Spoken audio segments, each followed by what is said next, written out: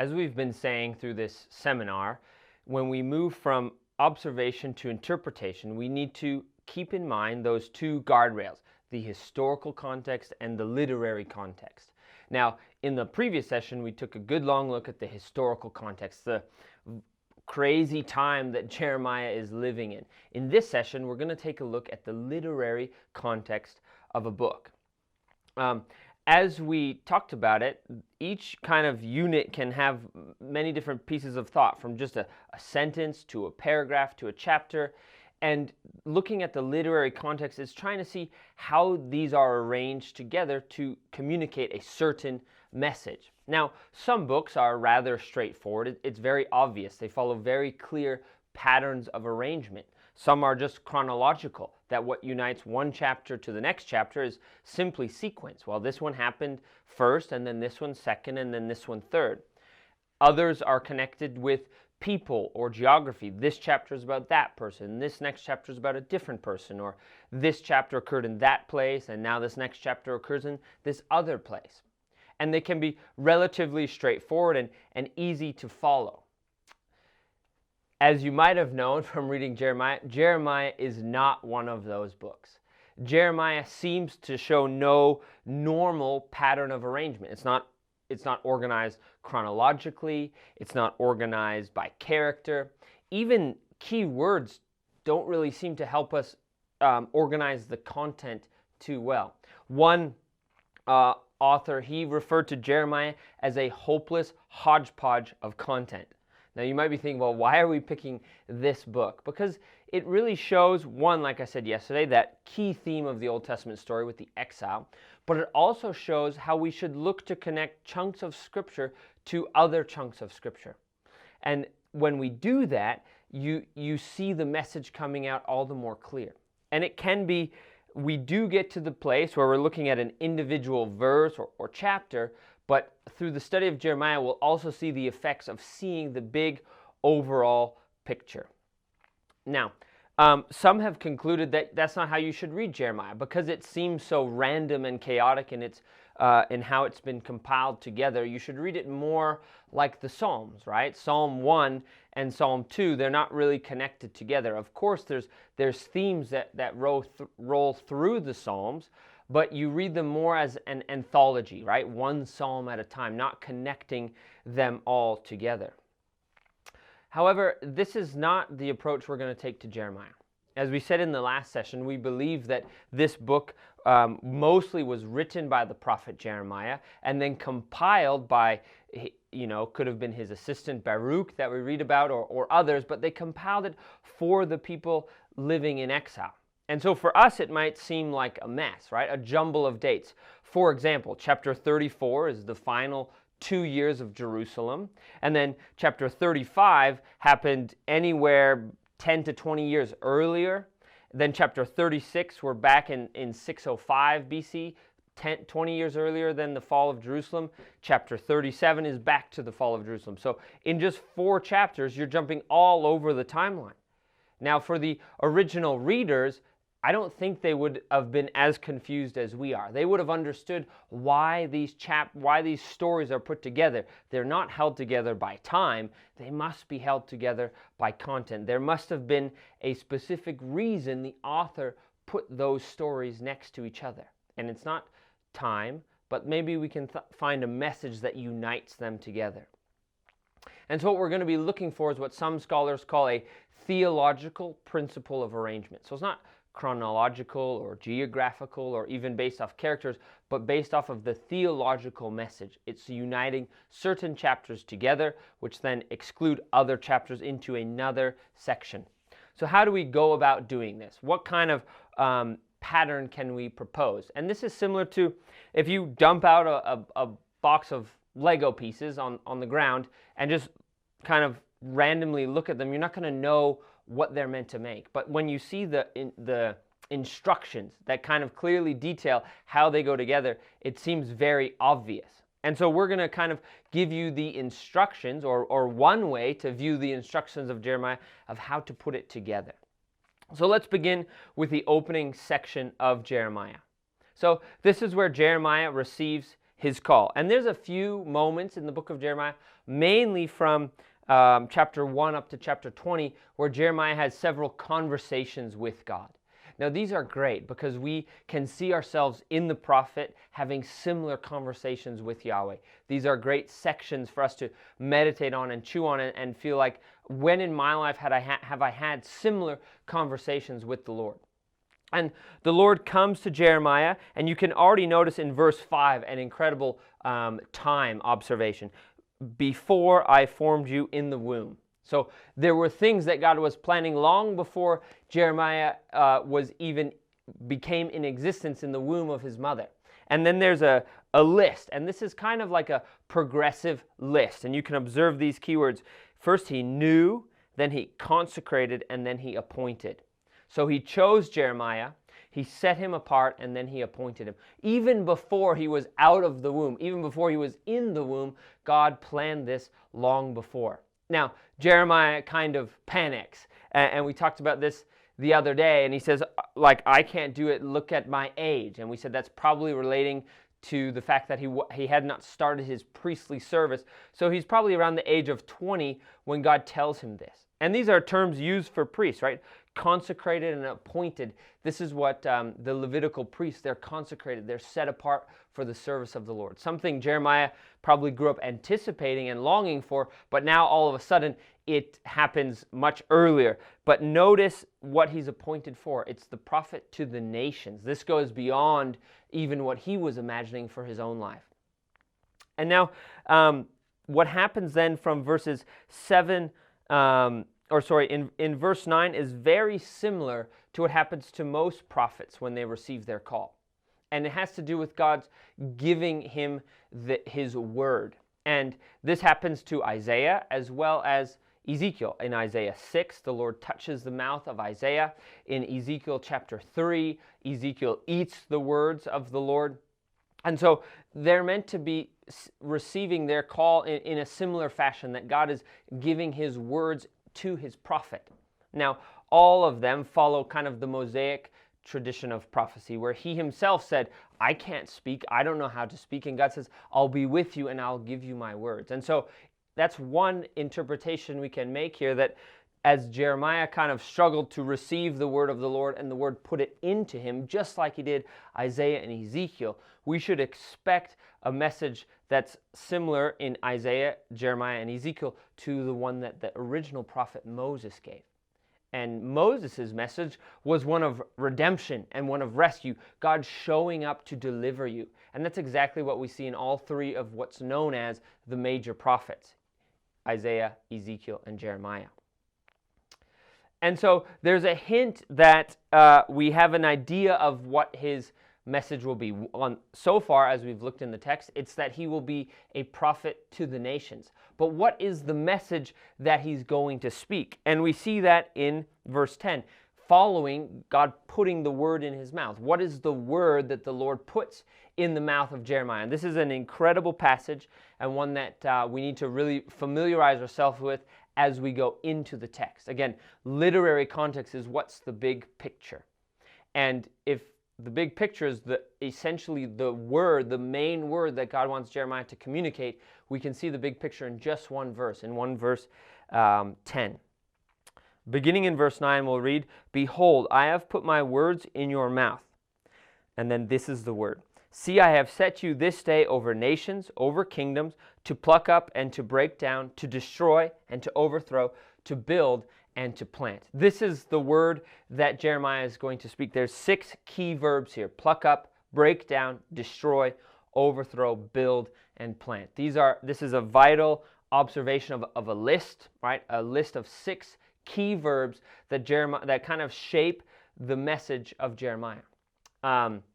Authors have said that these are what's known as the governing verbs of Jeremiah, meaning they're in a sense, if you had a box of Legos, these 6 verbs would be the instructions, right? This is what organizes his work. They're the governing verbs. Another author said that these verbs are the interpretive grid that brings order to the entire work, and that the entire work must be seen through the lens of 1 verse 10.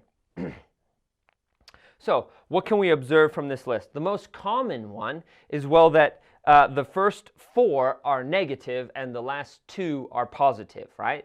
From pluck up, break down, destroy, overthrow, these are negative verbs connotating destruction and judgment for the sin. And then the last 2 are positive, build and plant, the restoration. And of course, that's one way to view it. And then it fits in line with what we think of Jeremiah, the prophet of woe and destruction, right? If the main thing he's going to speak, 4 of the main messages he has is one of judgment and destruction, and then just 2 are about God's restoration. Now that is true, certainly, as we look through the text. Most of what Jeremiah says is judgment. But let's remind ourselves, who is he writing this down for? Now, for the original hearers, the ones walking in the streets of Jerusalem, they need to be woken up with a message of judgment. Jeremiah is the covenant enforcer, saying, if you continue to disobey the covenant, these are the curses that will come as a result. But it's not written to those people. It's written to the people who heard that, but then ended up in exile. They don't need a message of judgment because they've already experienced the judgment. That's a reality for them. They know very well the consequences for their sin. The message that they need is one of hope and restoration. Now, whoever compiled the book of Jeremiah for the exiles in Babylon, they did honestly have a very limited amount of content to work with, right? There's not much that Jeremiah writes about with building and planting. And so it needs to be organized in a way that communicates that that's the most important part for the original readers. So one author saw something very interesting in the list of these 6 verbs. The first and the last verbs have to do with horticulture, like gardening, right? Planting or plucking up and planting. This is what you do as a gardener. Okay, so the first and last verbs share something in common. Whereas the 4 verbs in the middle, break down, destroy, overthrow, and build, these are things that are more relating to architecture, things you do as you're building. Very interesting observation. And so what we have is the first and last relate to verbs that come from gardening, and the middle 4 are verbs that come from building. Now, this is a reminder of what we saw in the book of Exodus called the inclusio pattern, where there's kind of like bookends, that an idea or exact words are replicated. And so the author kind of bookends the middle verbs that relate to building with verbs that relate to planting on either end. Now, what could that mean? What this means is the middle verbs, the ones relating to building, these are to be taken literally, right? God literally broke down, destroyed, and overthrew the city of Judah, or the nation of Judah and the city of Jerusalem. That did take place. And there will be a literal rebuilding of those cities, right? They will use bricks and mortar to rebuild the temple, to rebuild their houses. So in one sense, there's a very literal way to view the events that are taking place, right? The destruction of Jerusalem and the eventual rebuilding, they're literal. They're going to happen. But again, prophets, their job is to kind of pull back the curtain and help us to see really what's going on behind the scenes. What's God's view of what's taking place? Now, the first and last one, pluck up and plant, those are to be taken figuratively, right? They're not going to go home and plant a house, right? And them going into exile, they weren't being literally plucked up because they're not, right? They're human beings. And so what the author wants us to understand is that when we're looking at the literal destruction of a city, Jerusalem, and the literal future rebuilding of that city, we can't just see it like that. We also have to see it in this idea of it's like a plant being plucked up by its roots and then replanted. Now, we don't have really the interpretation for that because we need the wider context of the book of Jeremiah to really understand what that figurative meaning means behind those verbs. But this is the kind of structure we have. And so one way to view it is these initial 4 verbs. They relate to chapters 2 to 29 of Jeremiah and 34 to 51. Those are the passages about destruction, about plucking up and destroying. And the building and planting, those relate to chapters 30 and 33. 30 to 33, sorry. So, in a real sense, there's not much content for the author to work with that will inspire hope, right? Just 3 chapters out of 51. That's not a lot. But there's a way that he can specifically arrange them to communicate that core message of Jeremiah, which is one not just of plucking up, but also one of planting. Now, there's another law of composition. So far we've looked at inclusio. Another very common one in biblical literature is known as a chiasm. Now, a chiasm, you can find it in just a verse, you can find it in a paragraph, and you can also find it ranging over an entire book. Now, ranging over an entire book is rather unique. The book of Ruth displays this pattern, a few in the New Testament with Paul's letters, and we also can see this pattern in the book of Jeremiah. And a chiasm, essentially what it is it's the symmetrical ordering of 3 or more themes. That kind of, you build an argument to a certain core point, and then you repeat that argument on the other side, kind of like a triangle. And so the emphasized point is what's right in the middle. And we should already have a hint at this with Jeremiah, because unlike Ezekiel and Isaiah, right, who have hopeful messages all at the very end of their books and much larger portions of it, Jeremiah, who just has 3 hopeful chapters, he places them right in the middle. And so we must wonder, well, why is it there? And this is, again, a common technique in Hebrew writing to put the main emphasized point directly in the middle. And they use a technique called a chiasm. And so you can see that here, and this is how we'll walk through the beginning of the book. Chapter 1 and chapter 52, that's kind of the prologue and the epilogue, the opening and the closing. And next session, we'll see how the opening and the closing are very similar. The opening indicates the message, and the closing vindicates the message, proves that it was accurate. Then what comes after that is we have the judgment on Judah, and its parallel, the judgment on the nations. That's chapters 2 to 20, and then later on chapters 45 to 51. Then after the judgment, we don't really know how the people are responding. It's just words given.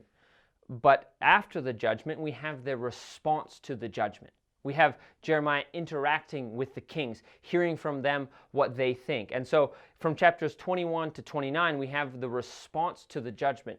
And then that's mirrored on the other side with chapters 34 to 44, with also, again, the response to the judgment. And then right in the middle of this chiasm, of this symmetrical pattern we've just observed, is the new covenant, these 3 key chapters. Because again, he's writing to exiles in Babylon who they know why they've been judged, but they need to know what comes next. They know why they've been literally broken down, and they have to anticipate the rebuilding. But more than that, Jeremiah wants them to know that it's not just a literal breaking down. It was a figurative plucking up. And that it won't just be a literal rebuilding, it will also be a figurative replanting. More on that in the sessions to come. Now, I get that Jeremiah is a rather complicated book to begin with, to observe such a in-depth pattern, but we'll take it very slow, and we'll take each part and its parallel together. So it's also not a normal way to read a book of the Bible. Typically, you go from chapter 1 to the end. But in this book, we'll go back and forth as we follow the pattern. And so again, this is the literary context of a book, so that when you're in an individual passage, individual chapter or verse, you kind of know where it sits and lives in the book. And so just by observing this, we can see that yes, Jeremiah is a prophet of woe and destruction and judgment. And it was needed, and we'll see why in the next session. But also core to understanding is that Jeremiah is a prophet of great hope and a prophet of new beginnings.